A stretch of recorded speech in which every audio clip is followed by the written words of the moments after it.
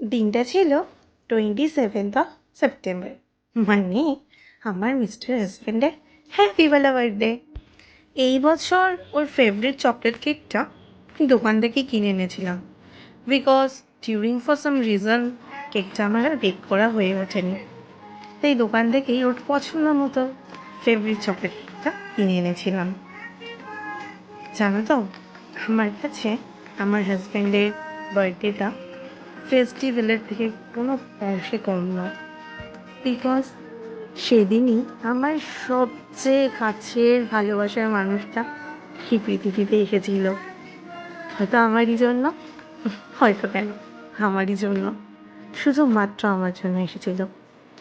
তাই ফেস্টিভ্যালের মতোই আমি ওর বার্থডেটাকে সেলিব্রেট করতে চাই। সকালবেলা উঠেই ওর জন্য ওর পছন্দ মতো রান্না করতে আমার খুব ভালো লাগে, কারণ ওই খাবারগুলো যখন তৃপ্তি করে খাবে না, বিশ্বাস করো আমার প্রাণ চোখ সব যেন জুড়িয়ে যায়। এই যে পায়েসটা দেখছো, এই ফিসটা বাদে আর সব কিছুই আমি রান্না করেছিলাম। কিন্তু এবার দেখার পালা, এত কিছু রান্না দেখলেই তো খাবো না খাবো না করে।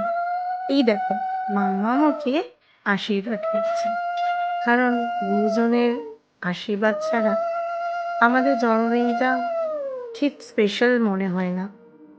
তাই মাম্মামি প্রথমে আশীর্বাদ করে আর নিজের হাতে বানানো পায়েস খাইয়ে ওর বার্থডেটা স্টার্ট করে।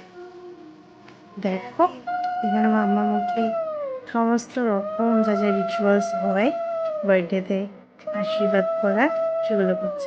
এবার দেখবে একটা ইন্টারেস্টিং পার্ট হবে।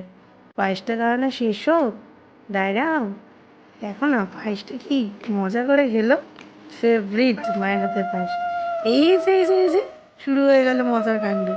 প্রতি বছর মাম্মা মুখে টাকা দেবে আর ও টাকা নেবে না, কিছুতেই নেবে না। দুজনের মধ্যে একদম দ্বন্দ্ব শুরু হয়ে যায়, এই তুই নে, আমি নেবো না, তুই তোমার কাছে রাখো। ইন্টারেস্টিং না? যাই হোক, সেই সব বক্তব্য তোমার বলে এত খাবার খেতে বলছি। দেখো কি বলছি, তুমি সব কিছু একটুখানি করে খাও, প্রতি বছর একই। কিন্তু তারপর আমি ওকে বলি এই সব খাবার একটু একটু করে খাও। কিন্তু দেখো, যখন খাওয়া শুরু করে কেমন তৃপ্তি করে ও খায়। আর এই যে আমি ওর মাথায় হাত বুলিয়ে দিচ্ছি, আমার ভীষণ ভালো লাগে যখন আমার বানানো খাবার ও এরকম মনোযোগ দিয়ে তৃপ্তি করে খায়। দেখো, সামান্য কটা মাংস দিয়েছি, তার মধ্যেও আমাকে এক পিস মাটন তুলে দাও, এক পিস মাটন তুলে দাও, এই করে যাবে।